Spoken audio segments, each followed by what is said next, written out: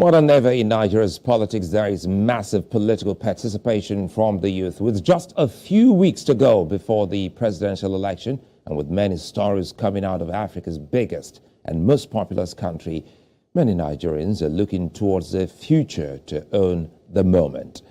They have registered to vote, have been vocal on social media and off it, and are looking to finally wake up to the fight for the country's future.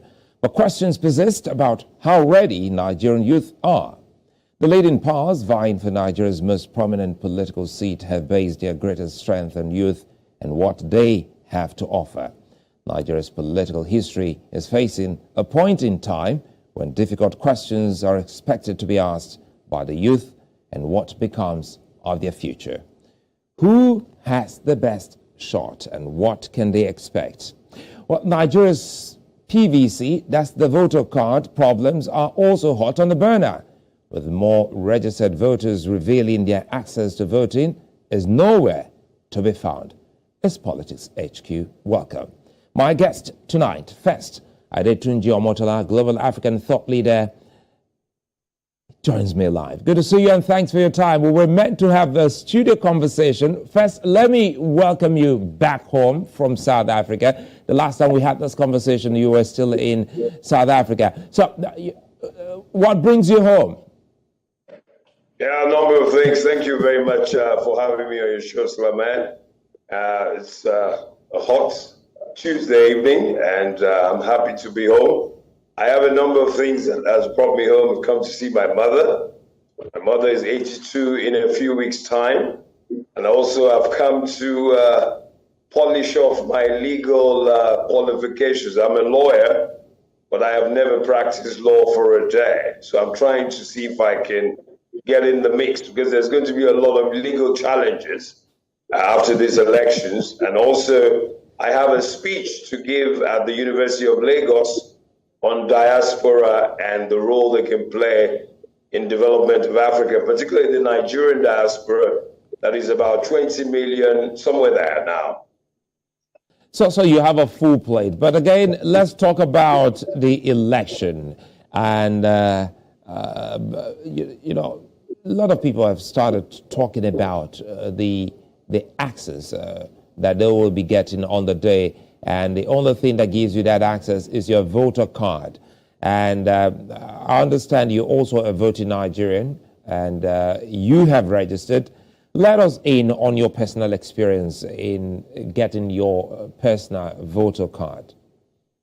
Okay, so let me give you the background to my own personal PVC, the permanent voters card experience.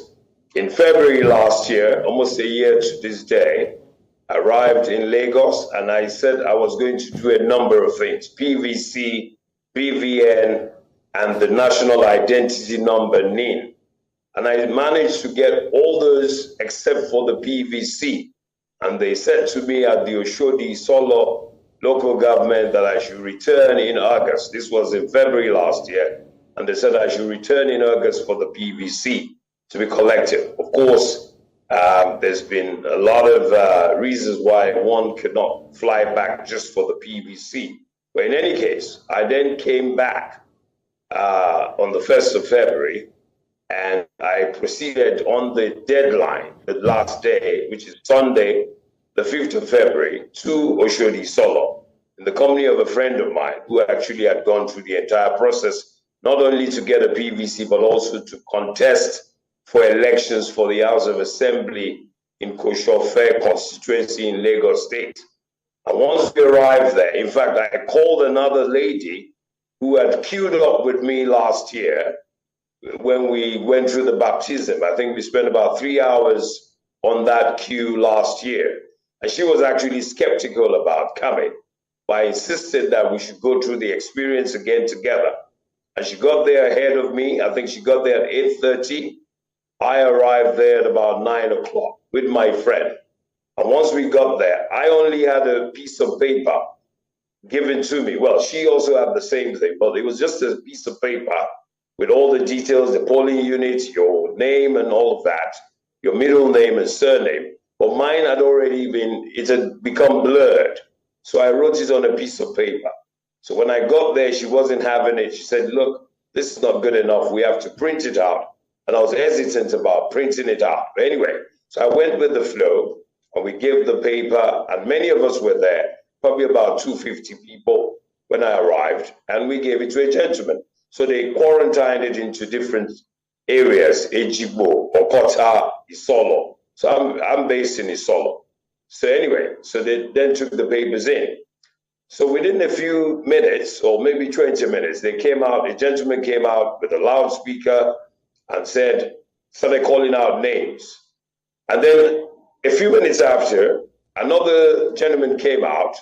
I started calling out names not found. And I was a little bit worried because I'm thinking, why are they calling out names of not found on the last day? Anyway, I thought maybe it's just some kind of technicality and maybe it wouldn't affect me.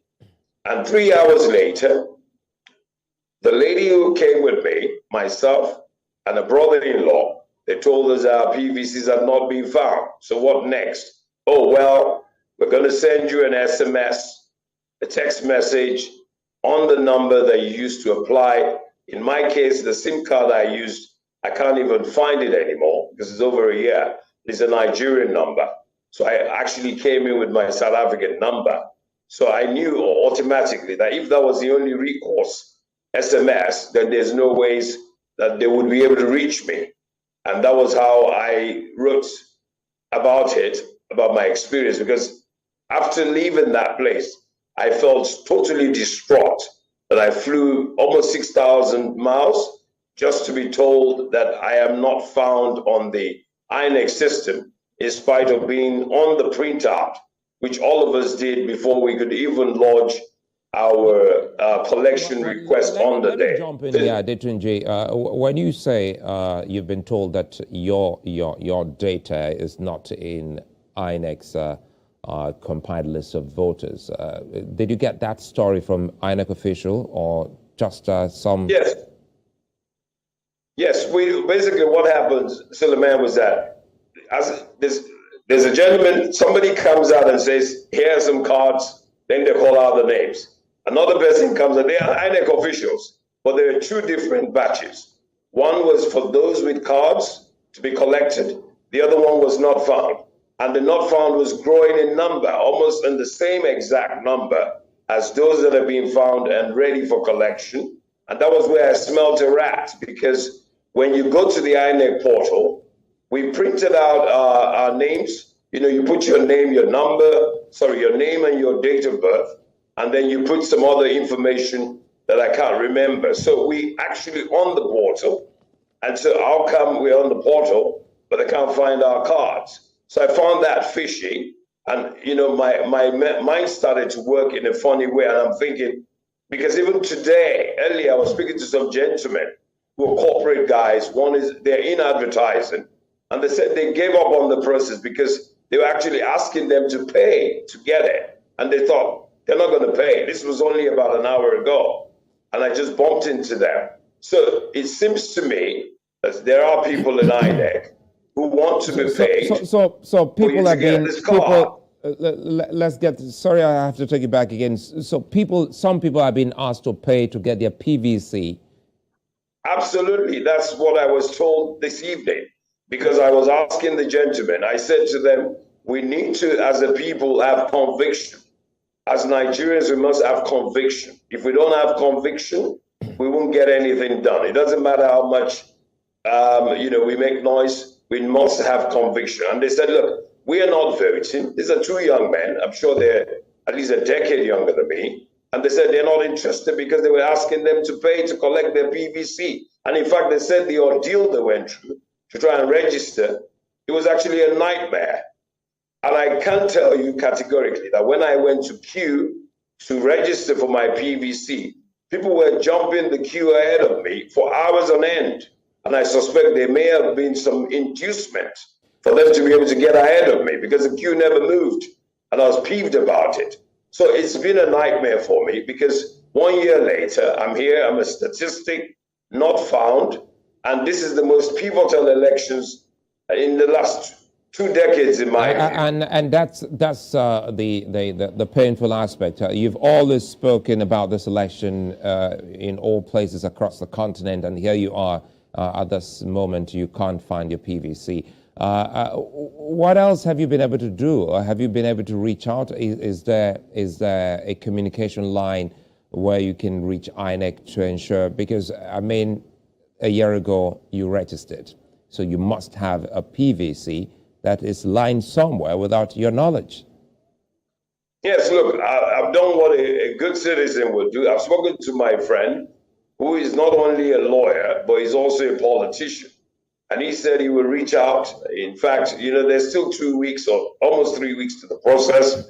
I think I'm going to make this a case that will not go away. I'm using my lawyers to reach out to INEC. I don't have the luxury of time to be pursuing INEC because I also know that they have to prepare for the elections. So I'm not naive to expect them to give me any kind of special treatment. But because also the not founds in my particular local government on that day were voluminous, I think INEC should look at it. How can you have, on the last day of collection, so many not found? In fact, in my cohort, the 3 applications or requests rather were not found. I mean, 3 people go in together on one day and all 3 are disastrous results, not found. How can I not be found when I'm on the portal? It doesn't make any sense. It's ludicrous. So what's the next step? You've reached a lawyer friend, but again, what's the next step? You're not alone. Some others have also gone through this. When you hear INEC say, we're ready for this election, and it's 17 days to the start of the election. Yeah, well, look, I think the best thing to do, they say where there's a wrong, there's a right, and where there's a right, there's a remedy. So we need to take a class action. And if people are not ready to join me, I'm ready to challenge INEC because I did everything right. I mean, I flew into the country, I met the deadline, I got there on time. The queue wasn't even that long. We're only about 200 people. And how come that they come up with this verdict of not found? It doesn't make any sense. And if they're saying SMS to which number? I don't have the Nigerian SIM card that I had a year ago because it's of no use to me when I'm in South Africa. Why must I romance a SIM card that is a Nigerian SIM card? So I can't find it. They've got to be more vigilant about these cards. And because we've seen so many cards being dumped around and people making allegations about people buying other people's PVCs, I'm actually worried that not only as a diaspora we can't vote outside, that when we fly into the country, we arrive before the deadline, the end of the exercise, and they still treat us with disdain. So it's a double whammy. Well, not to get a story, but are there other Nigerians like yourself living abroad who are back home and going through the same ordeal as yourself? Well, I haven't done any inquiries, but I can tell you for free, without having to even stretch, that I cannot be the only Nigerian who is based outside Nigeria who has come to participate in these crucial elections. There are many Nigerians who have sworn that they will be voting in this election, but I have not reached out to any of those who have said they would do so. But now that you've asked me this question, I am going to go in search of them because I can tell you for free that some of them would have probably faced the same predicament. As if the locals are facing the same predicament, what would exclude the non-locals from that? So speak to us about, other preparations INEC has spoken about. INEC also spoke about logistics. While we hope that INEC can resolve this before the election, talking about the PVC, let's talk about logistics.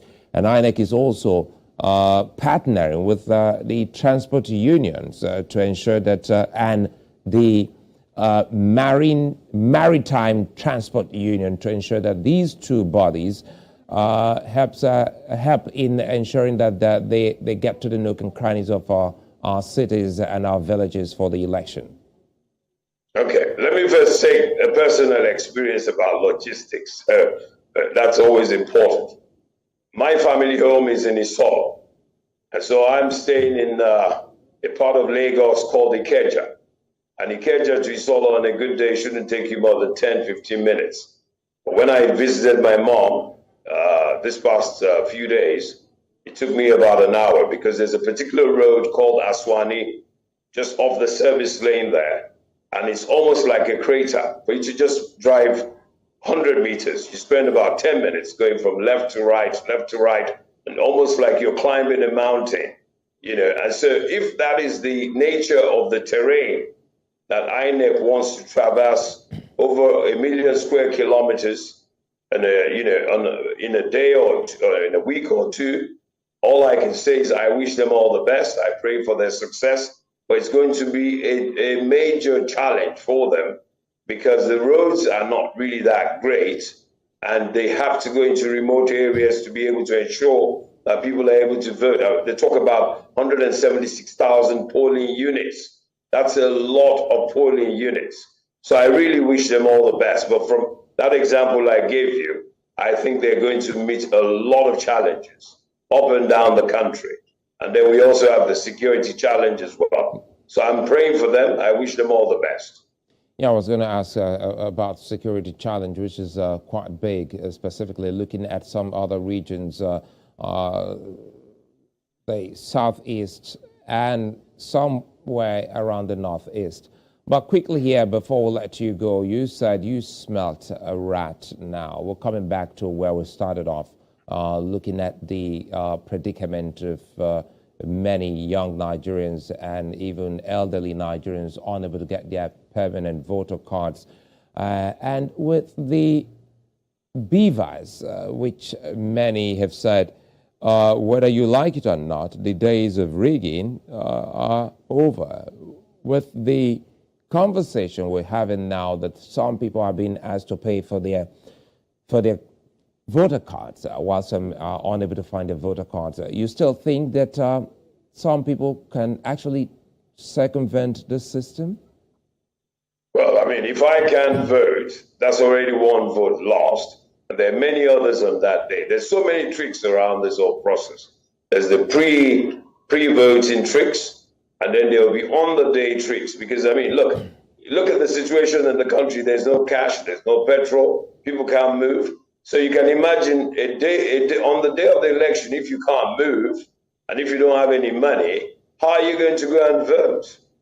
I mean, are you a magician? So I think there's a lot going on that we're not really analyzing.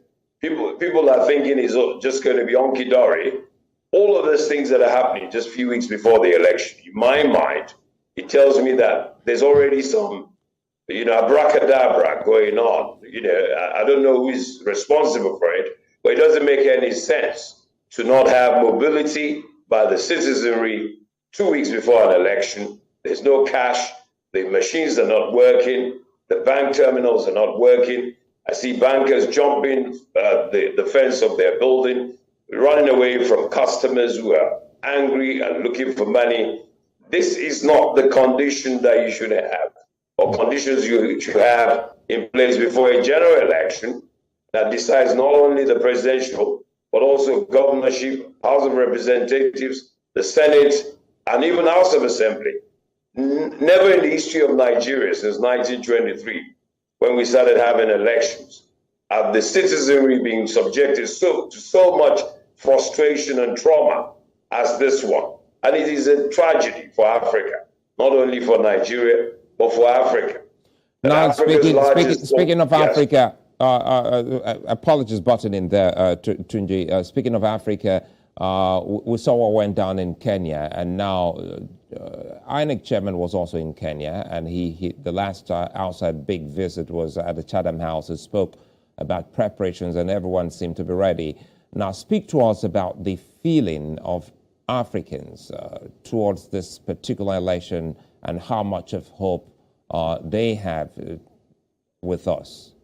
Look, I think because Nigeria is the biggest economy in Africa, most populous black nation, I mean, we have a lot of influence in terms of Nollywood and our music. Every African is interested. I think most Africans are interested in this election. But the challenge we have is that the way the whole process is unfolding, if Nigerians are losing hope, like myself, I've lost hope in the election because I can't vote, and I came in. It's twice. It reminds me of when I tried to register a company in Ghana and I had to fly in twice to register a single company. So it's a deja vu for me 15 years later. It was Ghana with a company, now Nigeria with elections. So if a local Nigerian is dejected like me, and I know a few people who are in my position, Africans who are even remote from the process are going to feel like, what's going on here? Why would you not be able to vote, Adetunji, in a critical election that has gotten so much mileage, where the candidates have even traveled far and wide to go and sell their case to various stakeholders. So it is very important that the INEC chairman and his commissioners that they come on television and explain to Nigerians why people will register and they'll tell them that their PVCs are not found. It is an indictment and is a failure on the part of INEC to be able to rescue us from this kind of, if you like, incompetence. This is gross incompetence on the part of INEC officials, and it shouldn't be allowed to stand. Now, let's talk more about African leadership and especially diasporan guide that the continent may have. Specifically, Africa hasn't actually gotten quite a number of great leaders, apart from Kwame Nkrumah, Kofi Annan, and a few others, Nelson Mandela. What's the missing link? Because this is an election that everyone would have thought that would have been able to get it all right. But quite frankly, the complaints about PVC and issues of security still, leave a lot to be desired. Speak to us, if we can close on this, on the need for us to have a direction. If the leaders cannot create that path, can the people do? Can the people rise? Absolutely. I'm thankful that you mentioned Kofi Annan, the 7th Secretary General of the United Nations and the first United Nations Secretary General from Sub-Saharan Africa. And if you remember what Kofi Annan told us, he said, when leaders fail to lead, their followers can elect to lead them. I think what Africans need to begin to do also to incorporate what Barack Hussein Obama told us when he was leaving office. You don't have to be an elected official to be a leader. You don't have to be the governor of a state to be a leader. You can be a school teacher. You can be a milkman. You can be on the Residents Association. You can be the head of your golf club. Or, you can just show leadership. Because if you're waiting for a governor or a minister or a member of the House of Reps to guide you, you might be led down, a steep hill and, or a cliff. You might be pushed off the cliff. Because what I say is that unlike most climes, we don't have a political school in Nigeria. Yes, people go to university to study political science, get a 4-year degree, but a political school where the ideology about government and philosophy and, service to humanity and building the community and the economy are taught. I don't think we have that in Africa. In many African countries, it's all about myself, my tribe, my family, my friends, and that is why we have governments that are not able to deliver. In the end, they create budgets that lead to a deficit. They borrow money for all sorts of things, and they fly at the shortest, mosquito bite. You see them going to London to get an injection or recuperating there. That's not the Africa we want. So each of us can lead. And it begins with us, me. I can lead. You can lead, Sulaiman. You don't need to, give a franchise to someone else. And in most cases, some of our politicians, they don't even have a degree in law. They don't have a degree in politics. And they want to lead a country. How can you be a leader and you don't even have the basics? You don't understand the Constitution. You don't understand the tenets, the history of this great nation. You don't understand the economy. You don't understand the commanding heights of the economy, the drivers of the economy, and you want to lead. And I say something, I want to close with this. I said African politicians are not savvy about business, and African business people are not savvy about politics. And that is why I talk about the concept of political economy. Most African politicians do not marry the two, and that's why we're looked upon as a basket case. Adetunji Omotola, Global African Thought Leader, many thanks for speaking with us. You're very welcome.